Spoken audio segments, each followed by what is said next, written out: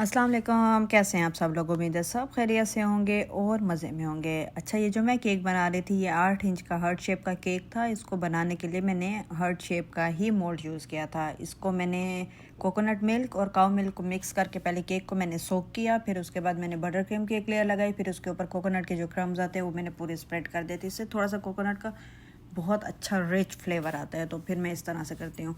और फिर मैंने इसको क्रम कोट करके फ्रिज में रख दिया था।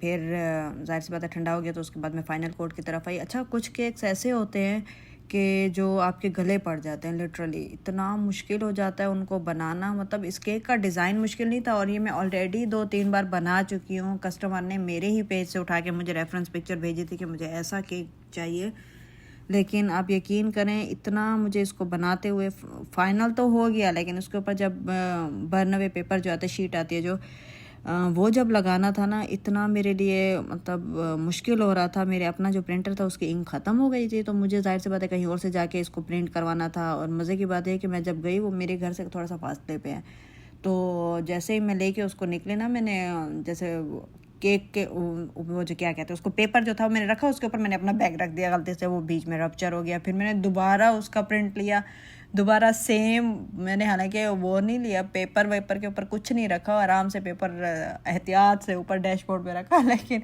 जब मैं लेके घर आई तो पेपर बीच में से जब मैं लगाने लगी तो उस वक्त मैंने देखा बीच में पेपर फटा हुआ था। ओह अल्लाह, मेरे लिए मुझे इतना रोना आ रहा था। मैंने कहा मैं दोबारा जाऊँ, दोबारा लेकर आऊँ, और ऑलरेडी काफ़ी लेट हो गई थी, मगरिब से बाद का टाइम हो गया था, और कस्टमर ने ज़ाहिर आना भी था। उस वक्त मैं केक पूरा रेडी करके गई थी, सिर्फ ये था कि मुझे उसके ऊपर प्रिंट लगाना था, यही बर्नवे का जो आता है ना शीट, वो लगाने थे।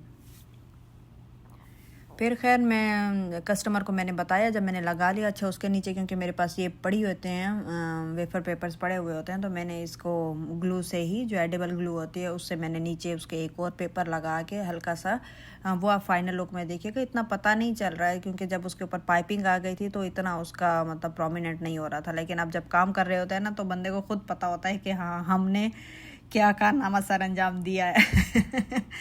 तो सेम इसके साथ भी यही था कि उसका उस वक्त तो पता नहीं चल रहा था, लेकिन मुझे पता था कि हाँ, ये इसके साथ ये मसला है। फिर मैंने कस्टमर को भी बताया, जाहिर सी बात है उन्होंने पे किया हुआ होता है तो आपको उनके साथ ऑनेस्ट रहना पड़ता है।